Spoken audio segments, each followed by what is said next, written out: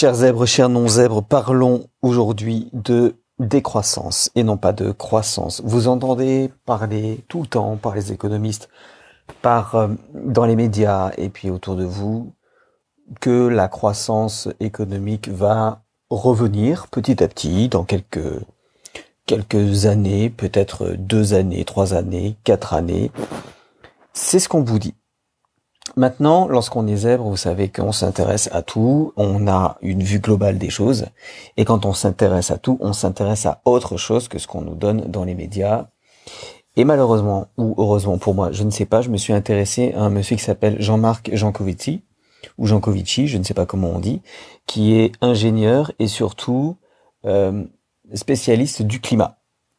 Le problème du climat, vous savez que on va prendre 2 degrés, de toute façon, nous, on aura 2 degrés de plus dans la gueule. Et si on continue comme ça sera 5 degrés. Et comme il explique, à partir de 5 degrés, ça peut changer énormément de choses.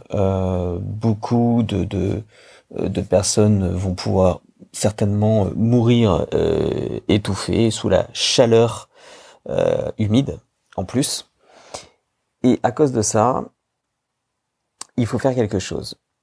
Alors on dit oui, le climat, moi, je fais ce que je peux, je fais des économies d'énergie, voilà. Bon, mais c'est pas ça le problème, en fait, c'est bien plus grave. Ce qui va se passer, c'est que la décroissance, selon lui, la décroissance est inévitable. Et quand on l'écoute, on peut penser que c'est vraiment, vraiment intéressant ce qu'il est en train de raconter, parce que il nous explique en gros que l'énergie, ce n'est pas une facture EDF, ce n'est pas une facture d'eau, d'électricité, de gaz. L'énergie, c'est lorsque on prend une matière première et qu'on la transforme en quelque chose. Exemple, vous absorbez de l'oxygène, vous allez en sortir du dioxyde de carbone, mais aussi de la chaleur, voilà, de la chaleur et du mouvement, voilà, du mouvement. Ça, c'est parce que vous avez pris une matière première, que vous avez transformé, votre corps a transformé cette matière première pour en faire quelque chose. Et ben, l'énergie, c'est exactement la même chose, c'est-à-dire que vous prenez du pétrole, ce pétrole, vous extrayez du pétrole, vous en faites ensuite du carburant et vous le mettez dans les voitures et les voitures fonctionnent. Ça, c'est ce qu'on nous a dit depuis des années, et depuis des années, on nous a dit que ces ressources naturelles, on pouvait en faire ce qu'on voulait, et puis il n'y avait pas de souci là-dessus. Bon, ça c'est une chose, mais le problème de ça, c'est que d'année en année, on se rend compte que extraire du pétrole est de plus en plus difficile, puisqu'il y a de moins en moins de production. Non pas parce que la demande est faible, puisque la demande est forte, mais tout simplement parce qu'il y a de moins en moins de pétrole. Réfléchissez, si avec les mêmes machines, avec les mêmes personnes et avec le même temps consacré à la tâche, vous extrayez moins de pétrole que l'année précédente. Avec les mêmes machines, tout. Ça veut bien dire qu'il y a de moins en moins de pétrole. En fait, c'est ce que je me suis dit, puisque quand je l'entendais dire vous avez de moins en moins de pétrole depuis 2006.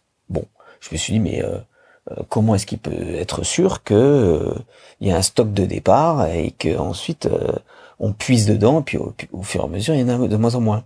Et puis je me suis dit, mais lorsqu'il expliquait qu'on extrayait de moins en moins de pétrole, je me suis dit par rapport à l'année précédente avec les mêmes machines, effectivement, ça veut dire que si on en extrait moins, c'est pas parce qu'il y a moins besoin, mais parce qu'il y a peut-être moins de pétrole à extraire.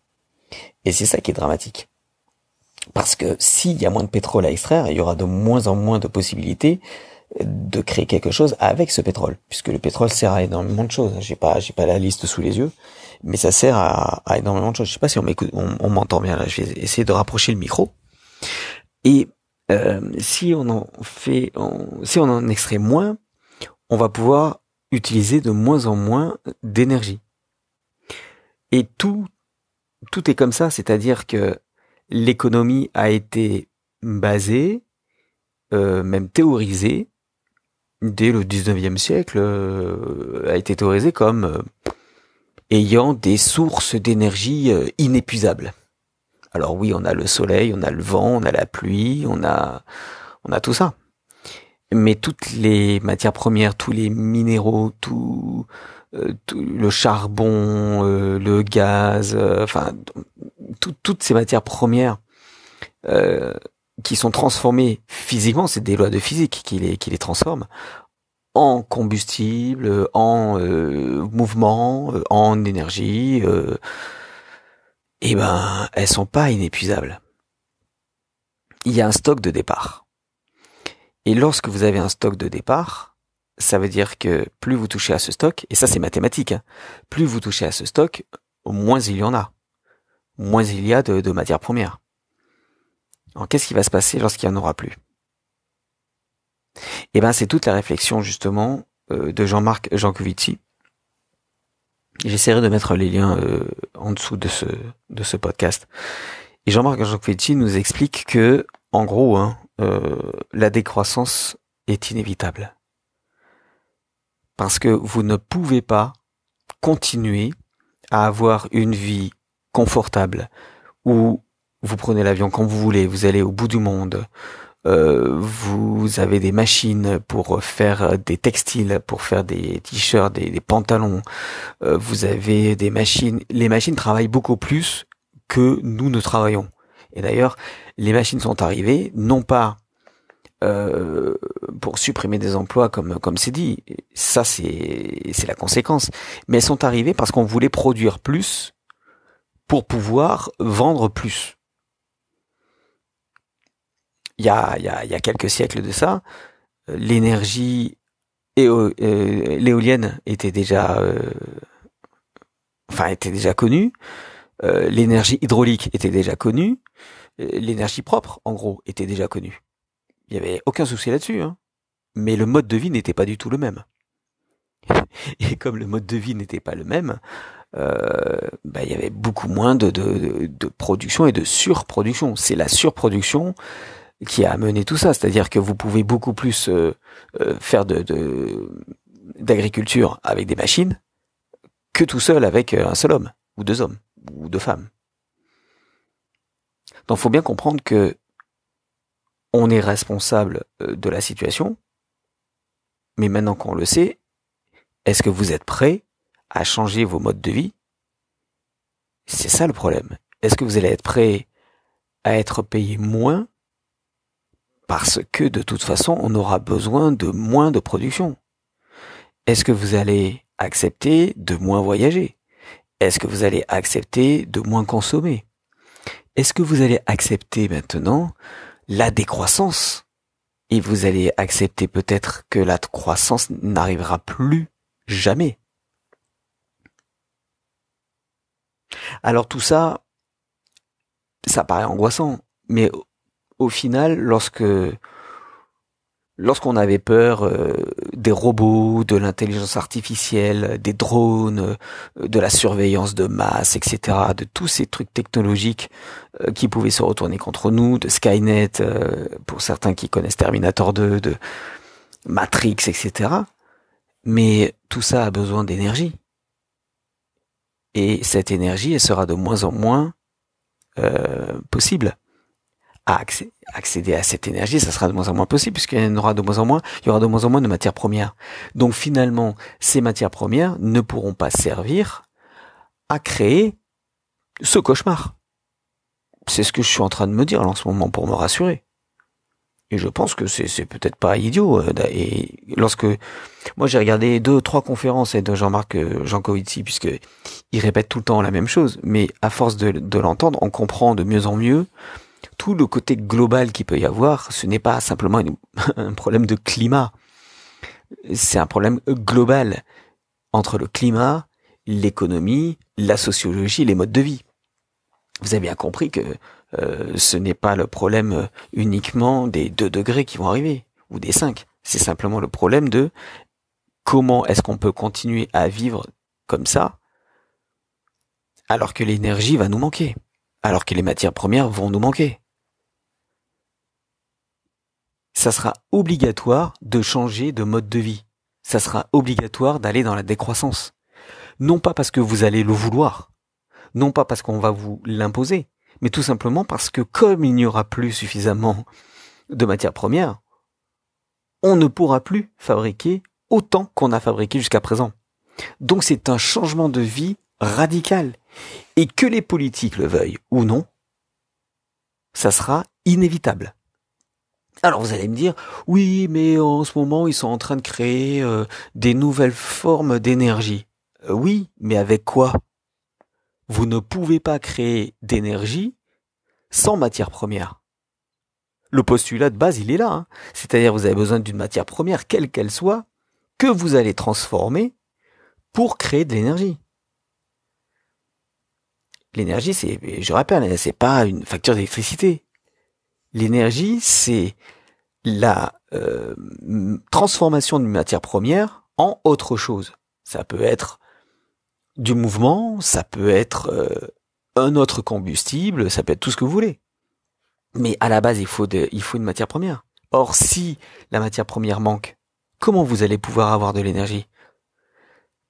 On dit oui, mais il suffit simplement d'avoir un petit peu de matière première et puis on la fait chauffer et puis on en fait d'autres. Oui, à condition que la production de l'énergie que vous faites soit supérieure à à la matière première nécessaire. Si vous avez, je sais pas moi, 1% de matière première nécessaire pour faire 90% du reste, là c'est ok. Mais imaginez l'inverse. Vous avez besoin de plus de 60-70% de matière première et vous allez faire 30% d'énergie. Ça c'est pas viable. Parce que ça va vous coûter plus cher à essayer de faire de l'énergie que si vous ne faisiez rien. Donc c'est un changement vraiment, vraiment radical. Et je voulais vous en parler aujourd'hui. Je vais pas m'étendre sur le sujet. C'était juste pour vous donner un petit avant-goût de ce qui pourrait se passer prochainement. Et quand on est zèbre au potentiel, surdoué, appelez ça comme vous voulez, on regarde les choses globalement et on essaie de comprendre. On ne peut pas s'arrêter à ce que nous dit les infos. On ne peut pas s'arrêter à ce que nous dit certaines personnes. On ne peut pas s'arrêter juste à la surface. On est obligé de prendre du recul pour voir les choses dans la globalité. Quand on voit la globalité, on voit que rien n'est possible, effectivement, si les sources d'énergie, enfin de matières premières, s'amenuisent de plus en plus. Il y a de moins en moins de charbon, il y a de moins en moins de pétrole, il y a de moins en moins de minéraux. Même les smartphones sur lesquels je suis en train d'enregistrer ce podcast, même les smartphones ont besoin de minéraux. Et il y en a de moins en moins. Alors ça veut dire qu'il y aura de moins en moins d'esclavage aussi pour extraire ces matières premières. Ça c'est peut-être une nouvelle aussi. Non, donc, vous voyez, il va y avoir beaucoup de changements. Beaucoup de changements. Donc, ne pensez pas que la croissance va revenir assez vite et peut-être elle ne reviendra jamais. On va peut-être se dire, tiens, nous allons consommer différemment. Nous allons faire des circuits courts. Nous allons non pas faire des nouvelles choses, mais recycler ce qui existe déjà. Nous allons faire une agriculture beaucoup plus saine. C'est ça en fait qui se passe. Là, j'ai aucune note, hein. C'est pour ça que je suis un peu brouillon. D'ailleurs, faut que je prenne des notes maintenant que je prenne des notes. Faut que je me mette un petit plan. Ce sera beaucoup plus simple. Mais lorsque je suis dans l'émotionnel, mais voilà, je dégaine mon smartphone et j'en parle et je me suis dit qu'il fallait que je vous en parle. Donc, je ne sais pas si vous aviez connaissance de tout ça, mais c'est vraiment important de toucher du doigt que ce n'est pas un problème d'écologie, c'est un problème d'humanité, c'est un problème de survie. C'est notre survie qui est en jeu. Si vous connaissez le film Mad Max, vous savez qu'ils se battent pour du pétrole, pour de l'essence. C'est ce qui va arriver si jamais on continue comme ça. Il y aura ceux qui ont le pétrole, ceux qui n'en ont pas, et ça sera la guerre. La situation que je suis en train de décrire, c'est pas encore dans tous les pays, mais ça va y arriver petit à petit. Nous avons atteint le pic d'extraction du pétrole, je crois que c'est du pétrole, c'est ça, en 2006. On est en 2020. Donc, ça veut bien dire que de plus en plus, l'extraction du pétrole est difficile puisqu'il y en a de moins en moins. alors on va vous dire qu'il y a la croissance, que ça repart, que c'est génial, qu'il faut continuer et tout. Oui, mais ça c'est juste mettre de la poussière sous le tapis. Mais à un moment donné, la poussière est tellement énorme que le tapis, il va plus pouvoir cacher la poussière. Et c'est même la poussière qui va cacher le tapis. Ce sera pas possible. Est-ce que vous êtes prêt à changer de vie? Est-ce que vous êtes prêt à changer vos habitudes? Est-ce que vous êtes prêt ou prête à changer votre consommation, vos modes de consommation? Est-ce que vous êtes prêt à tout ça? J'aimerais bien savoir, dites-moi ça dans les commentaires, si vous êtes prêt à tout ça, si vous aviez conscience de tout ça. En tout cas, moi je voulais vous en parler aujourd'hui. Voilà, que dire d'autre? Je n'ai pas grand-chose à rajouter, si ce n'est, n'écoutez pas ce que je dis, mais vérifiez à la lumière de votre expérience. Et je vous dis à bientôt, abonnez-vous à ce podcast. Et puis regardez en description, il y a toujours des choses très intéressantes. Merci à tous. Salut les zèbres, ciao.